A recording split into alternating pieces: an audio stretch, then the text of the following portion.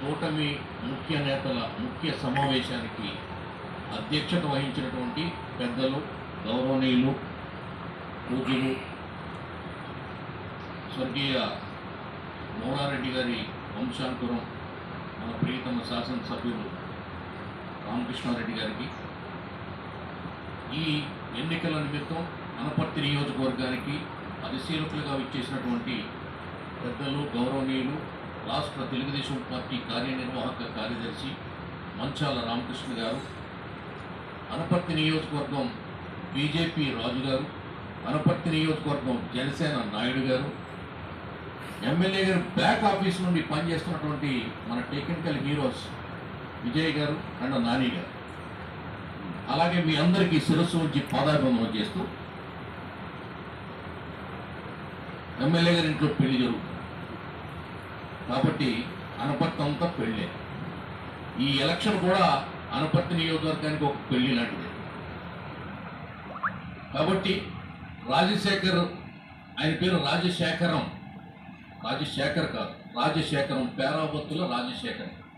ఆయనది నాది మమ్మిడివరం నియోజకవర్గం, పక్క పక్క మండలాలు. నాది కాటేనపురం మండలం, ఆయనది ఐపల్లవరం మండలం. మా అమ్మమ్మ గారు ఊరై జడ్పీడీసీ సభ్యుడిగా పనిచేశారు. అన్ని కులాలతో, అన్ని మతాలతో, అన్ని వర్గాలతో స్నేహపూర్వకంగా వెళ్ళిపోయే ఒక సామాన్యమైనటువంటి వ్యవహార శైలి ఉన్నటువంటి లీడర్ ఆయన, అంచెలంచెలుగా ఎదిగినటువంటి మన పార్టీలో ఎదిగినటువంటి నాయకుడు ఆయన. ఎమ్మెల్యే గారు ఎలక్షన్ సంబంధించిన విషయాలన్నీ ఎమ్మెల్యే గారు చెప్తారు. నేను రామకృష్ణ గారు ఎమ్మెల్యే గారు ఆజ్ఞ మేరకు పనిచేయడానికి, ఆయన ఏం చెప్తే ఆయన డైరెక్షన్లో పనిచేయడానికి మాత్రం ఇక్కడికి వచ్చాం.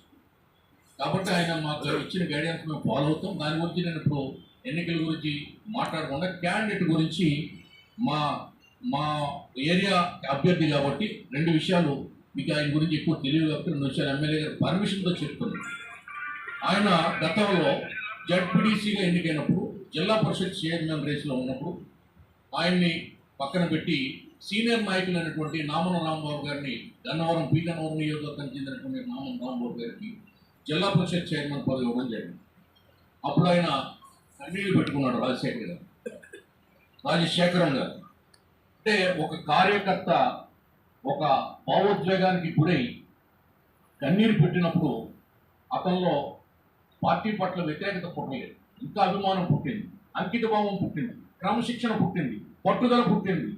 ఆ పట్టుదల, అంకితభావం, క్రమశిక్షణ, విధేయత ఈవేళ ఆ కన్నీరు పెట్టిన కంటిలోంచి పన్నీరు, ఆనంద బాష్పాలు రాలే విధంగా పార్టీ నిర్ణయం తీసుకుని ఈవేళ వెన్ను తట్టి ఇక్కడ ఈ ఉభయ గోదావరి జిల్లాల ఎమ్మెల్సీ ఎన్నికల్లో పట్టభద్రుల అభ్యర్థిగా ఆయన నిలబెట్టడం జరిగింది.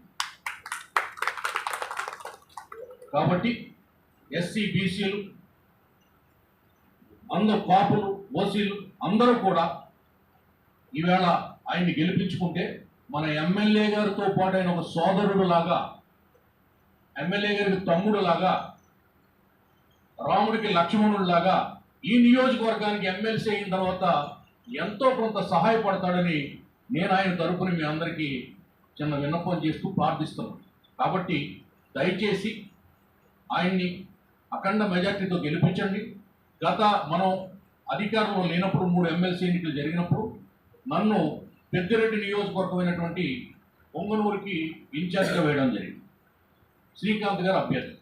శ్రీకాంత్ గారు, ఇప్పుడు ఉన్నటువంటి వేపాడు గారు, ఇంకొక రాంభూపాల్ రెడ్డి గారు, ముగ్గురు కూడా రెండవ ప్రాధాన్యత ఓటుతో మాత్రమే గెలిచారు. అప్పుడు మెజార్టీ చాలా వచ్చింది, కానీ సెకండ్ ఆప్షన్ ఓటుతో గెలిచారు.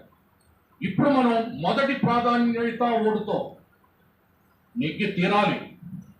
ఈ ఎన్నికలు రాబోయే మన లోకల్ బాడీ ఎన్నికలకి ఒక మైలురాయిగా, గీటురాయిగా నిలబడాలి. అదే నా కోరిక. కాబట్టి గుర్తులున్న ఎన్నికలు ఆయన పేరు మాత్రమే ఉంటుంది, పేరాబత్తుల రాజశేఖరం. ఒకటి వేసేయాలి, ఒకటి అంతే పేరు ఎదురకుండా. మొదటి ప్రాధాన్యత క్రమంలో ఆయన నెగ్గాలి. ఇక్కడ వైసీపీ పోటీలో లేదు, కానీ కులాల పోటీలు జరుగుతున్నాయి. హర్ష్ కుమార్ కొడుకుని పోటీ పెట్టాడు, దళితుల్ని ప్రలోభ పెడుతున్నాడు. అదేవిధంగా కమ్యూనిస్టు పార్టీలు, ఉపాధ్యాయ సంఘాలు బీసీ క్యాండిడేట్ని పెట్టే ప్రయత్నంలో వాళ్ళు ఉన్నారు. ఇవన్నీ దృష్టిలో పెట్టుకొని వైసీపీ అనపర్తి నుంచి వ్యానిష్ అయిపోయింది, రాష్ట్రం నుంచి వ్యానిష్ అయిపోయింది, ఎమ్మెల్సీ ఎలక్షన్ నుంచి కూడా అది వ్యానిష్ అయిపోతుంది. రేపు సూర్యుడు ఉదయిస్తాడని ఎంత నిజమో ఇది కూడా అంతే నిజం. అయినా అప్రమత్తంగా ఉండాలి, పోరాటం చేయాలి. బూతుల్లో ముఖ్యంగా ఎవరైతే బూత్ ఇన్ఛార్జీలు ఉన్నారో వాళ్ళ బాధ్యత చాలా చాలా చాలా ఎక్కువ ఉంటుంది ఎన్నికల్లో. వారి మీదే, వారి భుజస్కంధాల మీదే ఈ విజయం ఆధారపడి ఉంటుంది. కాబట్టి ఎమ్మెల్యే గారు ఇచ్చినటువంటి ప్రతి ఆజ్ఞని తూచా తప్పకుండా పాటించి ఈ ఎన్నికలలో మీతో పాటు నేను, రామకృష్ణ గారు కష్టపడి పనిచేసి అనపర్తిని అఖండ మెజార్టీతో ప్రథమ స్థానంలో నిలబెట్టి మళ్ళీ కూటమి ప్రభుత్వంలో రామకృష్ణారెడ్డి గారు మార్కులు సాధిస్తారని, ఆ విజయంలో మేము కూడా ఆనందపడతామని తెలియజేసుకుంటూ సెలవు తీసుకుంటున్నా. ఈ అవకాశం ఇచ్చినటువంటి ఎమ్మెల్యే గారికి కృతజ్ఞత తెలియజేసుకుంటున్నా. జై జనసేన, జై బీజేపీ, జై తెలుగుదేశం.